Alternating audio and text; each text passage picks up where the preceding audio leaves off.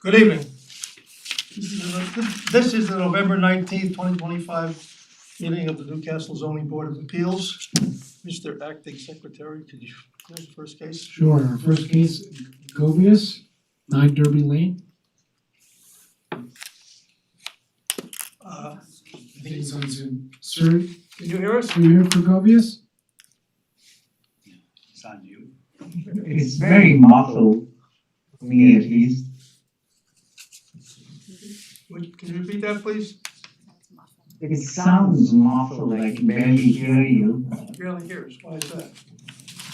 Our mics are on, you should hear us. So I can't hear you, just coming across muffled. We'll try. Okay. Our technician says we're all clear of sending. It must be something on your end. Right, I don't know what it can be, but you can hear me, right? Yes. I can. Okay. So I'll manage then. Okay, so you can state your name, please, for the record, and tell us what it is that you seek. So my name is Daniel Govius, residing at 9 Derby Lane, Austin.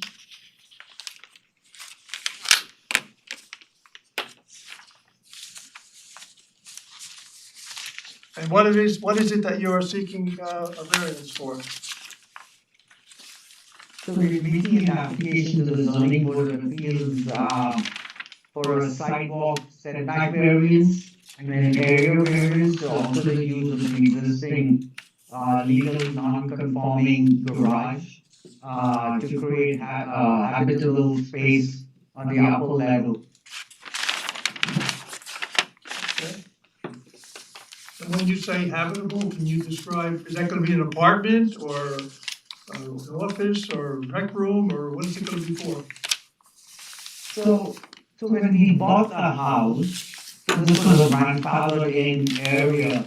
Only when we applied for wanting to make a half bath up there, did we realize that it was non-conforming. Supposedly, the previous owners or n number of owners previous to that had applied for that area to be just a storage area.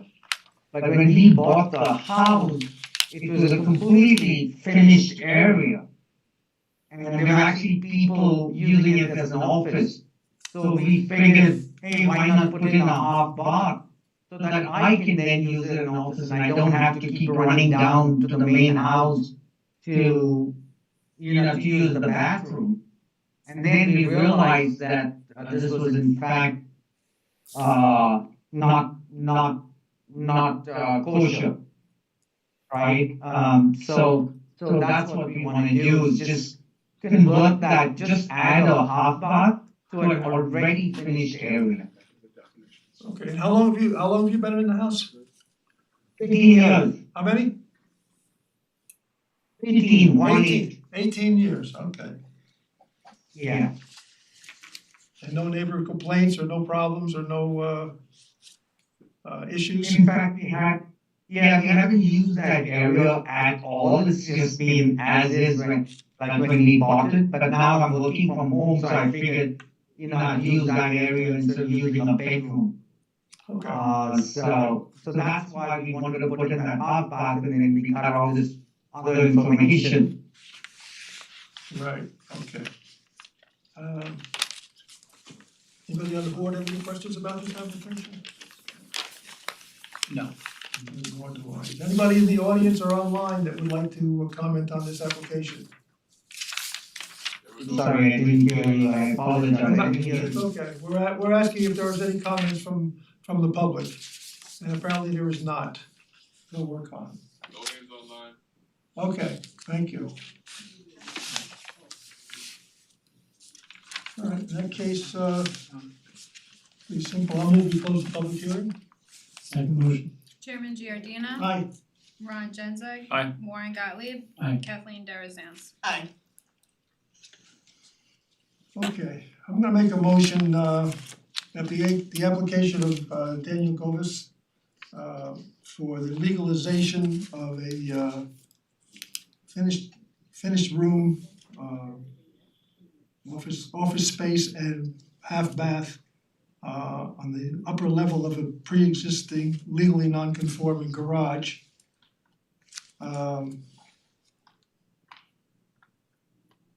Be approved for the following reasons. And yet before I do that, I will just list the requested variances. We'll need a side yard variance of 23.4 feet. And I think that for the record, we should round that to 24 in case there's any little miscalculations which we get on occasion. And that's all the only variance we need other than the use of the second level.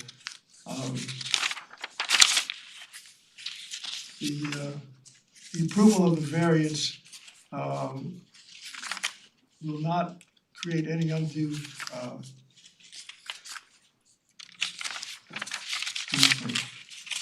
let me just get through this thing here first. Will not create any undesirable change in the character of the neighborhood. This is pre-existing, legally non-conforming, and the benefit for the applicant can't be obtained other than by granting the variance. This is not a substantial variance. There have been no neighbors who have written or voiced any opposition to this application. It has been, the use has been there for over 18 years. The current owner of the property did not create this space, so there's no malicious intent here. So it's not a self-created hardship. There will be no adverse effect to the physical environment in the neighborhood. And we don't need any measurements, everything is there. There's been no, the existing garage has not been increased or decreased in any manner, it's just finishing the space up above it. So for those reasons, I move we grant the variance. Second motion. Chairman Giordina. Aye. Ron Genzeg. Aye. Warren Gottlieb. Aye. Kathleen Darazan. Aye. You have your variance, good luck. Very much for your time. Okay. Next case, Bloom Garden, 5 Sutton Farm Drive. Good evening. My name is Chris Munch and I'm here representing the Bloom Gardens at 5 Sutton Farm Drive. We are requesting the legalization of a generator, that's actually technically a generator pad, a side yard variance. We are requesting, the code requires 45 feet. It is set at 9.9, so the variance would be 35.1. It's actually a legalization from 2008. So I don't know how far you want me to go back in time, but in 2008, their house was built. I built it. The generator was part of the house, but somehow, some way, 2 separate permits were applied for in 2008, one for the deck and one for the generator. The generator seemed to have never gotten a denial letter, which would have brought us here, so that denial letter was issued a couple of months ago, and that's why we're here. In your packet, there's a map and a layout. We actually met with the existing new neighbor. He put a letter of affirmation, he didn't really care. We've screened it in, it's been screened in since 2008. In 2015, we applied for a deck extension. Someone on the board had mentioned that there was a coverage calculation that had a discrepancy. That actual coverage was in the 15 square feet for the pad was actually in the coverage of 2015's deck extension that went through the planning board. So I didn't wanna screw up the charts going forward, so we left it as a 0. So how did this generator get to be so close to the property line? It's a conservation subdivision, so the lot is actually pie shaped. So when the generator was set, it was set halfway down the lot, maybe 200 feet or so from the front yard. But there's a planting buffer between the 2 lots. So each lot is set either side, so it was actually the most hidden spot for the generator. I see. And how close is the nearest neighbor to that generator? Probably equidistant, but I would say 150 feet, I'd guess. Okay, and no. There's actually a No letter. comments from the neighbor? Yeah, there's a letter from the neighbor wishing for the variance to be granted. Thank you, just to get that in the record, thank you. Yep, there you go. Thank you. I don't see any problem with this one at all. Anybody on the board have any questions about this? I just wanted to, the coverage calculation sheet, it indicates that the proposed, I don't know if this is just a typo, but the proposed building coverage is 4,785 and the maximum permitted building coverage is 4,288. That's not one today, but That was from 2015, when the okay. deck extension went through the planning board and was granted. Okay. So we used the same chart to keep your records Okay. clean. Okay, any other comments? Yeah, could you, on the map, I see 2 generators. Is that? May I step forward? Yeah. So on this, Yeah, so this is that's actually the a one we're survey. talking about, Yeah, right? this is the one we're talking about. And what is that? It looked like back then it was a potential proposed location for the generator. That was actually down the slope, so it wouldn't have worked. Thank you. Anybody in the audience or online that would like to comment on this application? No hands are raised. No other comments from the board? Okay, I'll move to close the public hearing. Second motion? Chairman Giordina. Aye. Ron Genzeg. Aye. Warren Gottlieb. Aye. Kathleen Darazan. Aye. Okay, I'm gonna make a motion that the application of Neil and Jennifer Bloom Garden for a 35.1 again, let's make it 36, just in case, you know, they don't have to come back to us when they get their final measurement. 36-foot side yard variance to approve a pre-existing generator.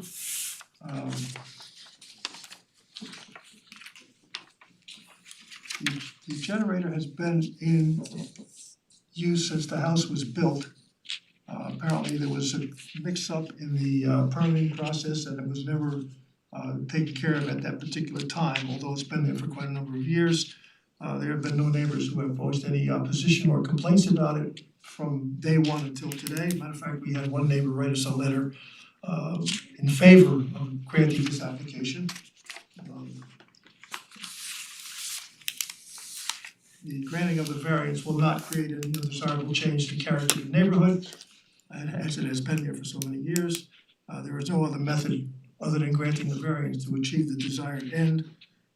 This is not, in this particular instance, even though it sounds substantial because of the shape of the properties and the spread of the homes, this is not a substantial variance in my opinion.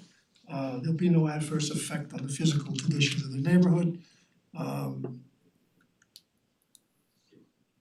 You could argue either way about being self-created or not self-created. I'm gonna argue that it was not self-created. It was there and it's the way, it's just the way it is.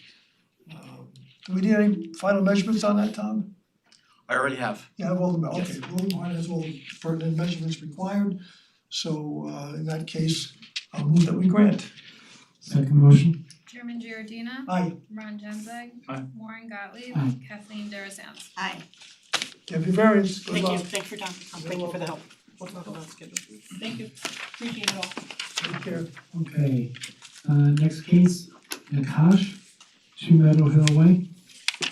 Good evening, I'm Alan Pilch from ALP Engineering. Brian Nakash is also here with me. I'll just say this application for variance is for the grading on the driveway. The code of the town is very specific with regard to the maximum possible change from, let's say, an upgradient to when it dips. There's supposed to be no grade change more than 6%. And unless there's a vertical curve.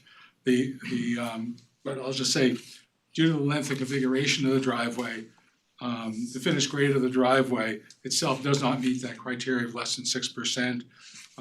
It actually goes from 1.83% positive slope coming into the property and dips down at 10.36%, so the grade change was like 12.19%. I'll just say also that when I took a look at the elevations on the driveway, it actually would have complied if the center line of the driveway at station 22 feet in from the property line was, or from the edge of the pavement, was 1.2 inches lower than what was actually constructed. And on 20 feet into the property was 2¼ inches less in elevation. So we're talking a matter of inches for what the I'll say the as-built condition of the driveway is compared to what it was supposed to be. And that's what we're requesting is a variance to permit the driveway to remain in its current condition, which is eminently drivable. I don't think there's any harm to the environment or the neighborhood as a result of this request for variance. Okay, So as I say, we're just talking about a matter of an inch or so at 2 different locations and it would have complied. So I know contractors are extremely accurate, but maybe they're not always understood. No. And this has been in existence for how many years now? About a year or so, I think. 2 years now. 2 years. And no complaints, no problems except for your dealings with the building department, no difficulties in adverse weather getting in and out of the property? I don't believe so at all, period. It's the rest of the driveway is perfectly in conformance with the town regulation. The only thing is the grade change. Nobody bottoms out on it either. Right.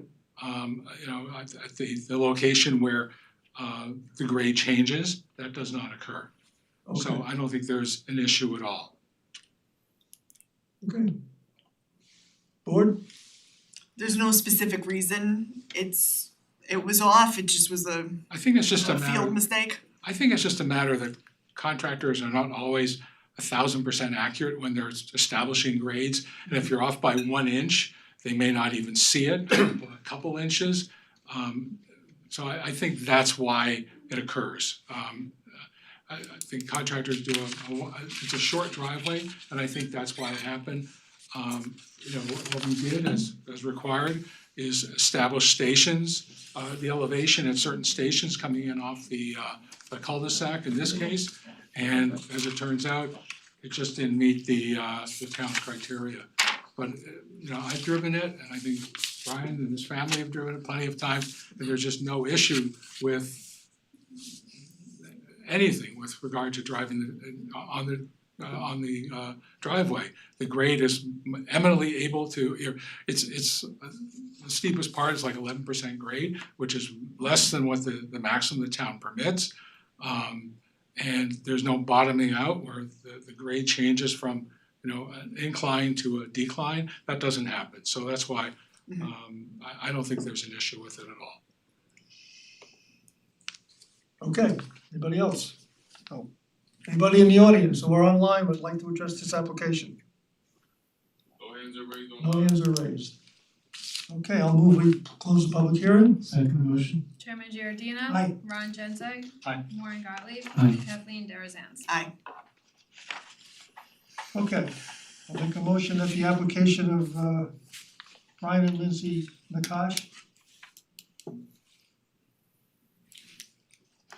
for a driveway grade variance where we have a change at station 0.12, 2%, a change at station 00 is 1.7, variance 1.7 is needed. A change at station 25.0, where you need a 0.4% variance. Be approved for the following reasons. These are very, very minimal changes in the required grades. There's no malicious intent on this. It's just a matter of construction being as accurate as they could do at the time, but in the meantime, you're talking about only at 1.2 inches at one point and 2.25 inches at another point on the driveway.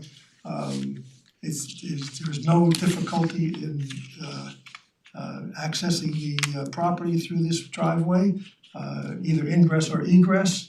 There is no danger to traffic As such, when people are entering or are exiting the driveway, there's no other method to achieve the desired other than granting the variance. Just to change the grades is to meet the code at this point would be ridiculously expensive and absolutely actually counterproductive. What you have there now is as eminently usable as it would be if you changed it. There'd be no adverse effect on the physical environment of the property.